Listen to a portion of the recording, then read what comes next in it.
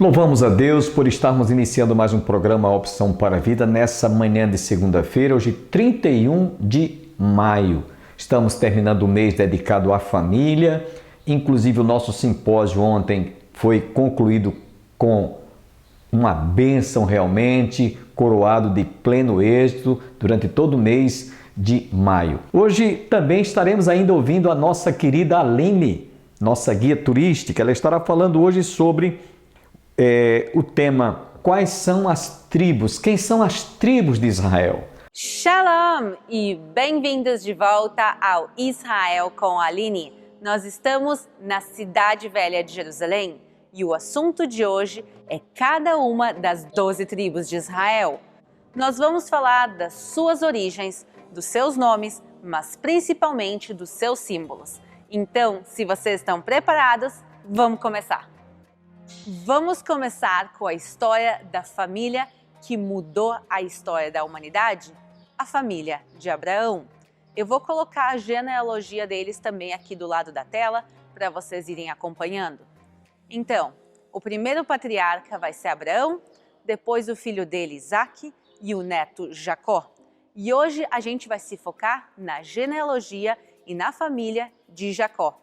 Ele vai ter 4 mulheres. 2 esposas que são Raquel e Leia e 2 concubinas que são Bilá e Zilpá. E no total ele vai ter 13 filhos, ou melhor dizendo, 12 filhos e uma filha também.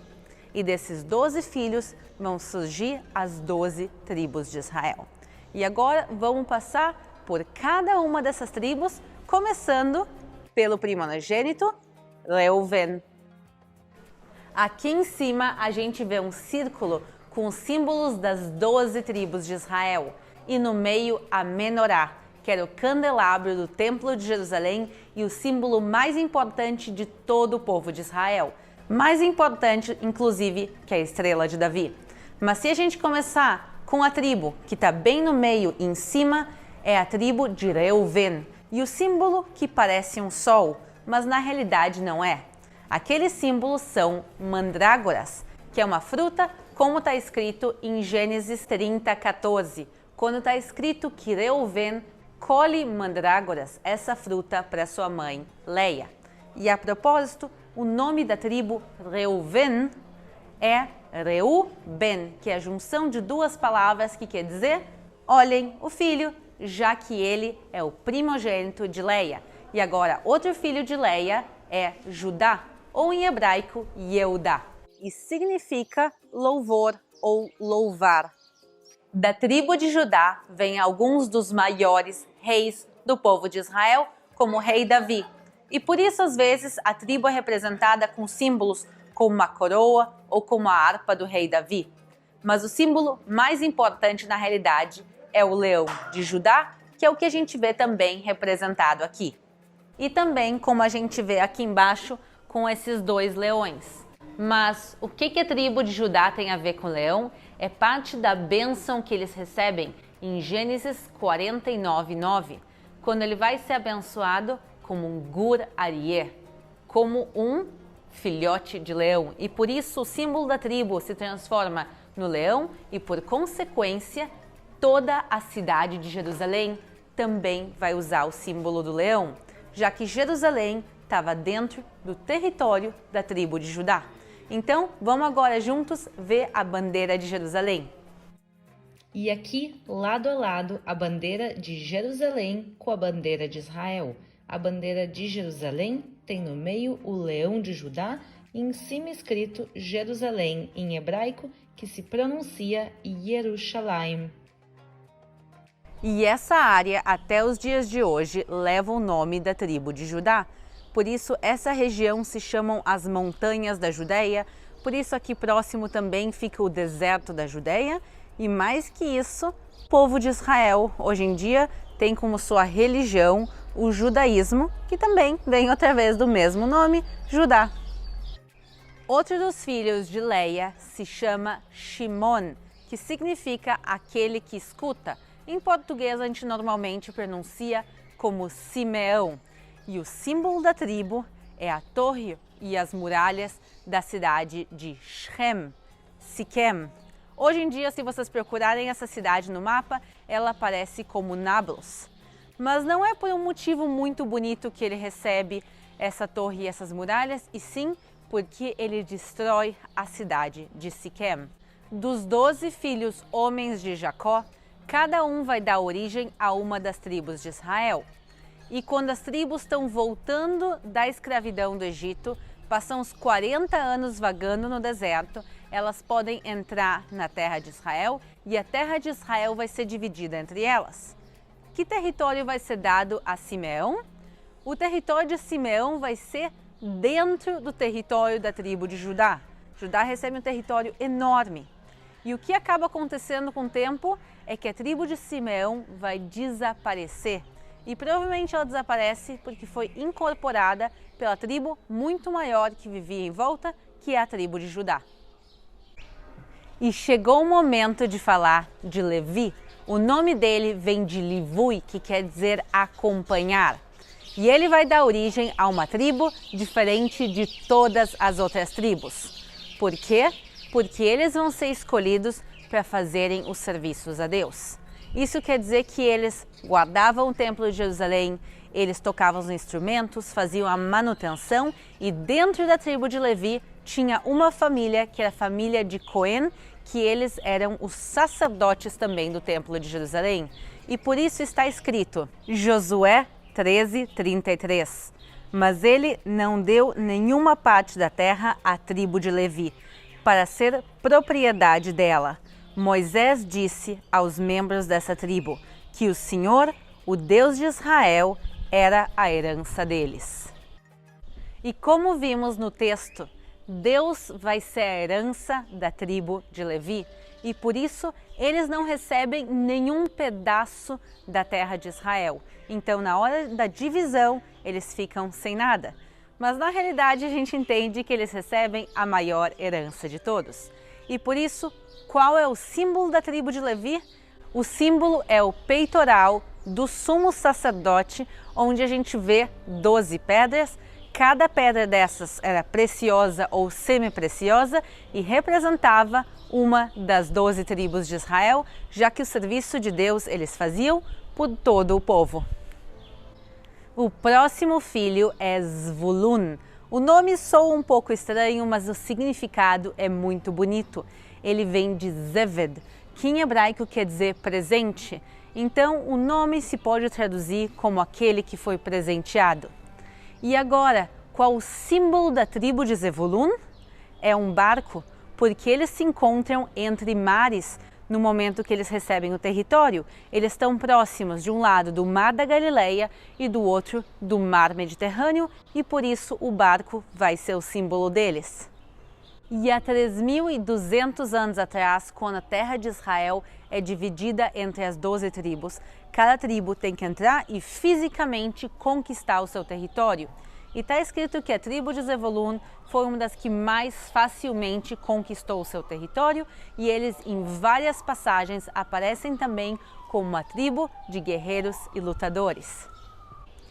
E nos faltou comentar de mais um filho de Leia, que se chama Issachar, ou como a gente pronuncia o nome dele hoje em dia, mas no hebraico bíblico a pronúncia correta é Issachar. Sahar quer dizer pagamento, ou inclusive a gente usa essa palavra como salário hoje em dia. Então esse nome significa Deus é o meu pagamento, ou o pagamento de Deus. Então Issachar tem como símbolo da tribo lua, estrela e o sol. Por quê? Por causa do primeiro livro de Crônicas.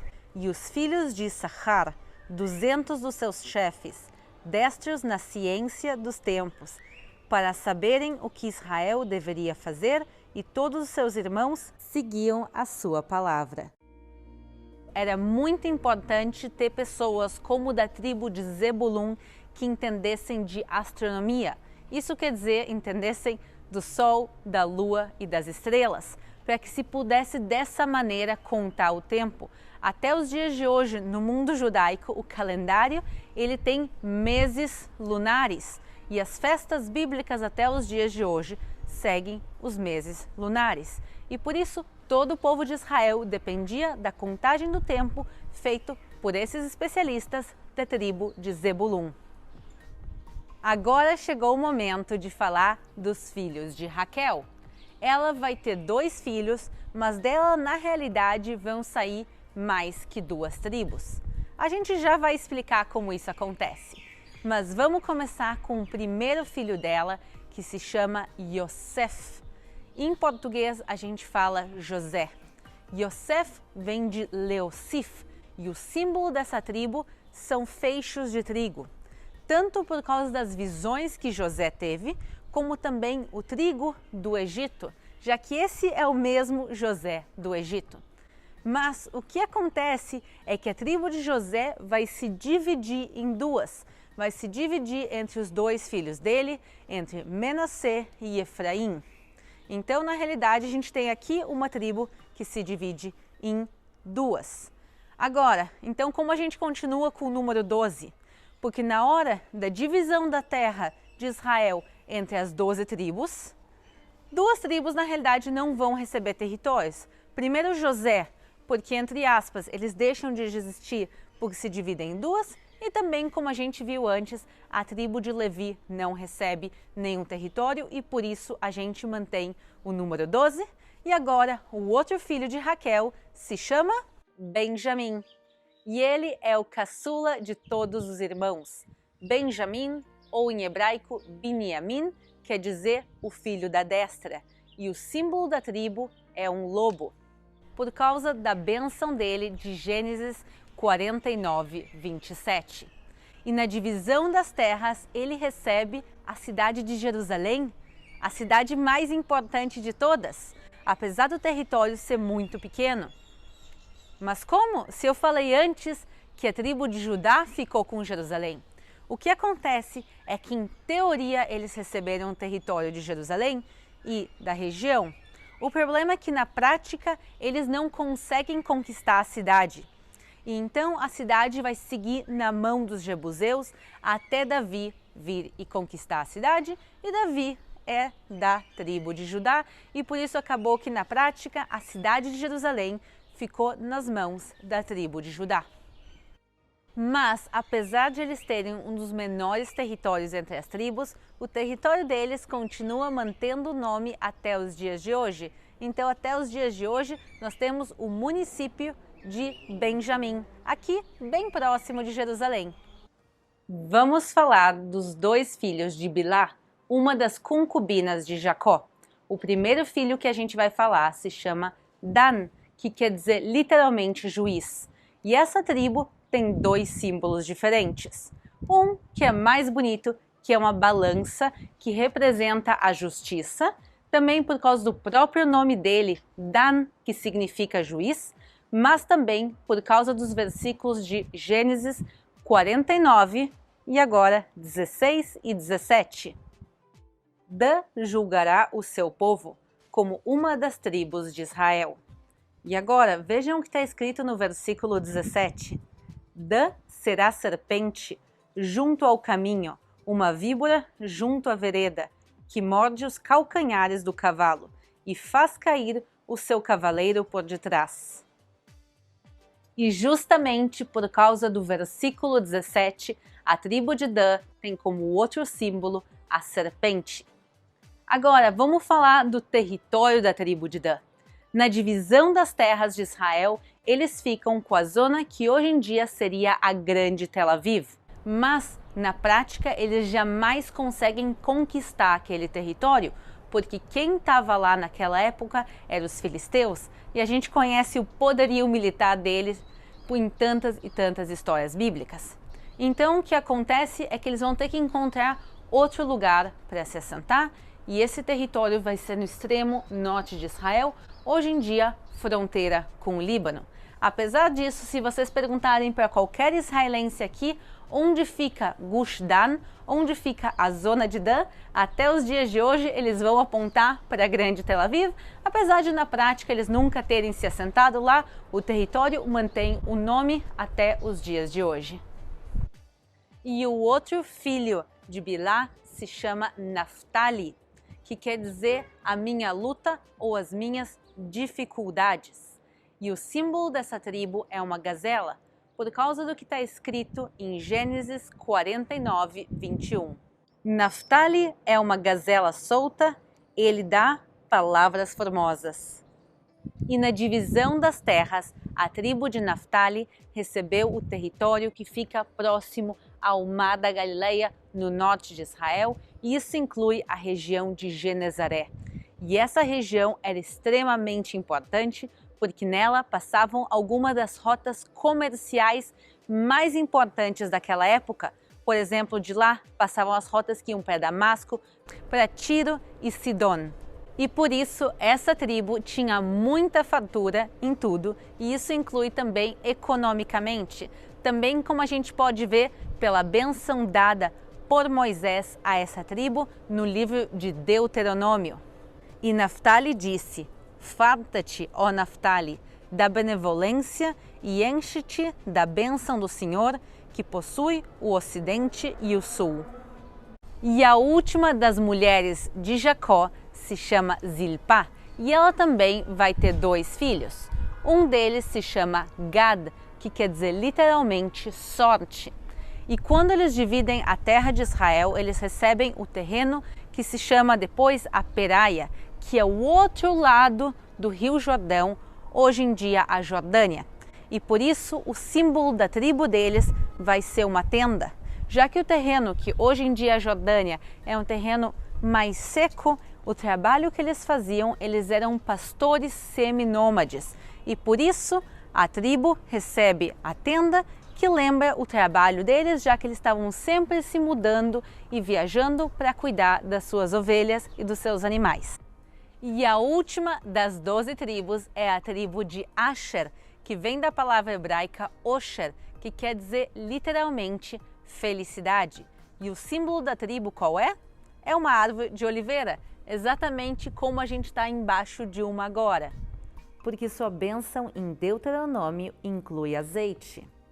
E de Asher disse: bendito seja Asher com seus filhos, agrade seus irmãos e banhe em azeite o seu pé. E as bênçãos também falam das suas comidas e da sua fartura. De Asher o seu pão será gordo, e ele dará delícias reais. Espero que tenham gostado de conhecer um pouco mais das tribos e do povo de Israel. Para aqueles que têm interesse de aprender hebraico, tanto moderno como bíblico, eu vou deixar links aqui na descrição do vídeo. E daqui, da Torre de Davi, em Jerusalém, eu quero me despedir de vocês e convidar vocês também a se inscrever no canal para mais vídeos aqui da Terra de Israel. Um beijo e até a próxima!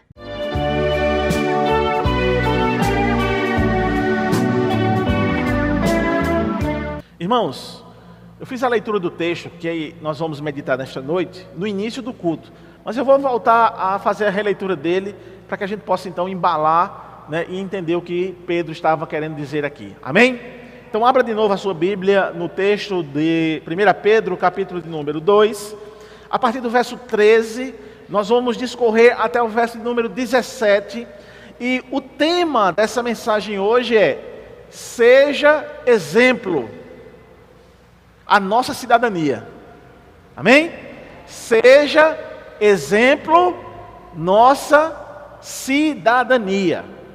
Ou seja, aqui nesse tema já dá uma ideia de que nós vamos trabalhar ainda aquilo que o pastor Bosco pregou semana passada, sobre a nossa responsabilidade em ser exemplo no mundo onde nós vivemos, né, na sociedade. Mas agora também Pedro vai trabalhar a questão da cidadania. Qual é o nosso papel como crente inserido num país, num estado, né? No caso nosso, o estado brasileiro, não é?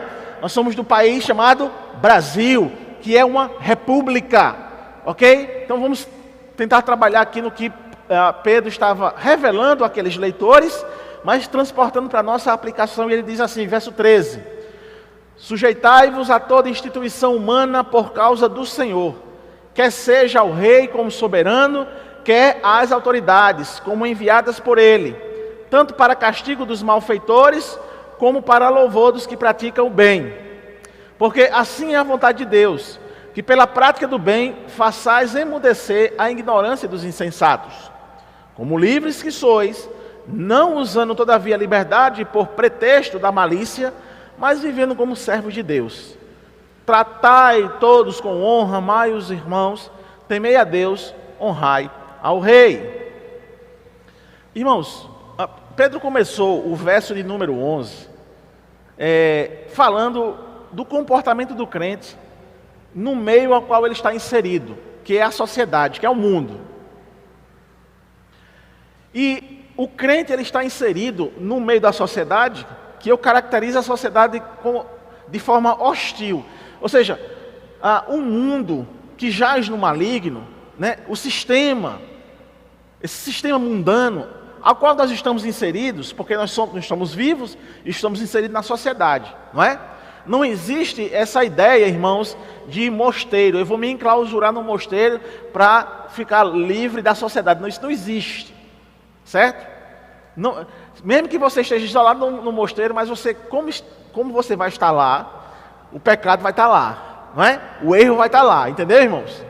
Então, é interessante que Pedro vai então trazer lições práticas para nós entendermos de que nós estamos inseridos numa sociedade caótica, hostil à nossa fé, hostil à nossa religiosidade, à nossa espiritualidade.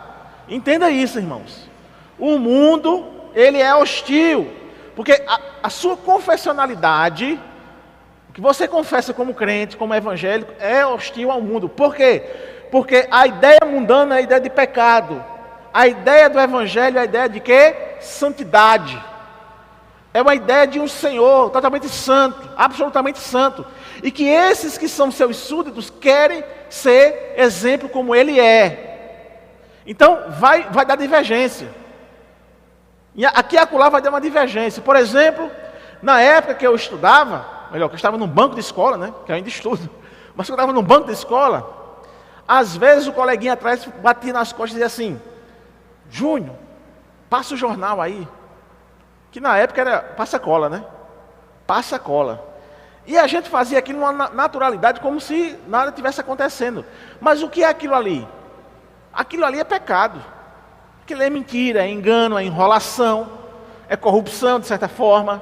É ou não é? Porque você vai adquirir uma nota sem que ela seja real do seu entendimento. Então quando, por exemplo, se naquele momento ali eu fosse um crente, já tivesse convertido, alguém batesse nas minhas costas, Júnior, passa agora, eu disse, não, está errado. O que é que o coleguinha ia dizer? Só porque é crente. Então é isso mesmo. É isso mesmo. Quando você então é isolado dos grupinhos, porque você é crente, amém. Eu quero dizer a você que eu já passei muito por isso. Muito. Isolamento de grupo. Por quê? Porque você preferiu obedecer a Deus do que obedecer o sistema mundano. E aí você ficou isolado.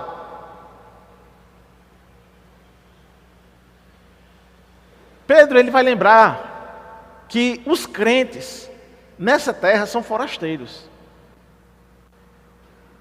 Que existe então para o crente uma dupla cidadania. Ele está aqui, ele é brasileiro, no nosso caso, mas a minha cidadania eterna é aonde? No céu. Aleluia.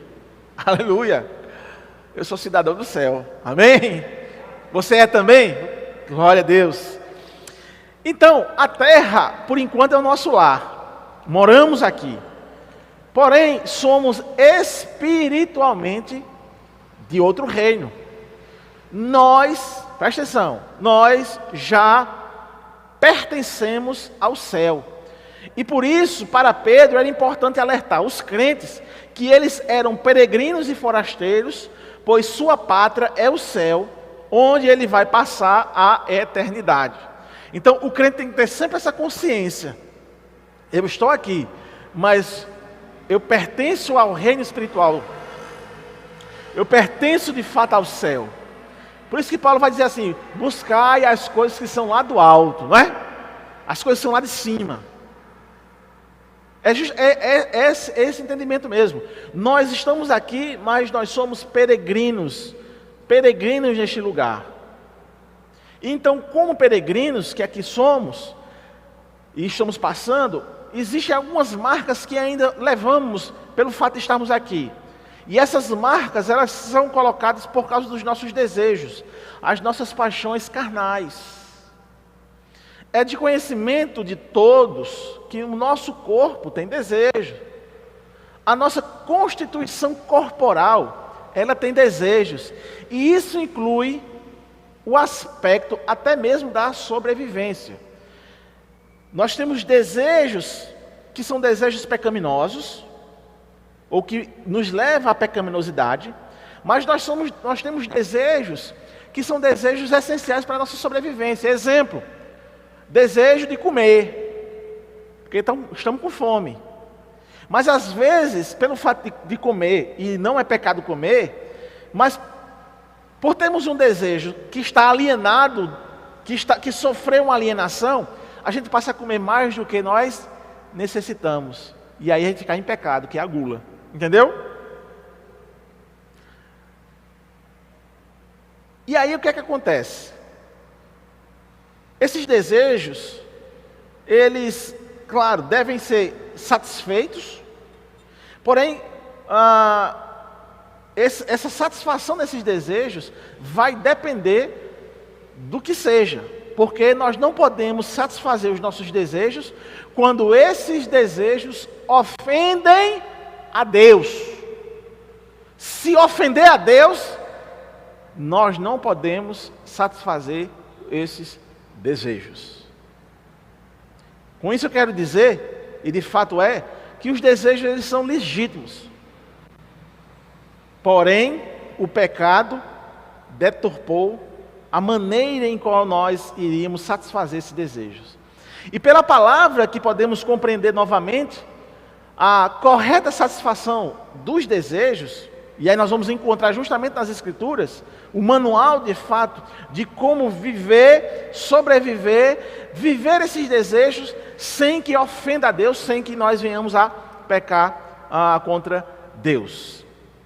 Isso quer dizer então, irmãos, que os nossos desejos, eles começam a errar quando primeiro nós exageramos.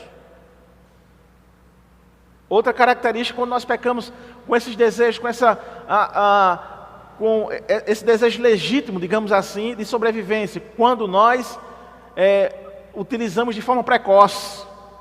A precocidade quer dizer, você não tinha maturidade para viver esse tipo de coisa, entendeu? Você não estava maduro ainda, você não estava feito para isso. Então, precocemente você realizou pecado. Esses desejos também é quando nós nos deleitamos sem regra. E tudo isso, o exagero, a precocidade e os deleites sem regras trazem prejuízo para a nossa alma. Ou seja, irmãos, quando Deus nos instrui a se abster, não é, preste bem atenção, não é porque Ele é um carrasco e quer que você sofra proibindo algo, mas que Ele, mais do que ninguém sabe, Deus, Ele sabe o momento certo, a pessoa certa, o lugar certo e por aí vai. Então é interessante você estabelecer justamente isso. Se abster de algo por amor ao Senhor, é porque você tem que entender que Deus sabe o momento certo, a hora certa, a pessoa certa, a porção certa. Amém, irmãos? Estão entendendo? Se nós como crentes estabelecermos essas regras nas nossas vidas, nós vamos enriquecer a nossa alma. Porque nossa alma vai se tornar mais santa, mais consagrada. E aí nós vamos estar mais em comunhão com Deus, mais perto de Deus. Então cuidado com a precocidade, cuidado com os exageros, cuidado com os deleites, cuidado com a traição da mente. Não tem problema não, é só que ninguém está vendo, Deus está vendo. Acredito que você foi profundamente enriquecido e abençoado. O mês de maio terminou, amanhã estaremos juntos, se Deus assim nos permitir, com a graça de Deus. Até amanhã.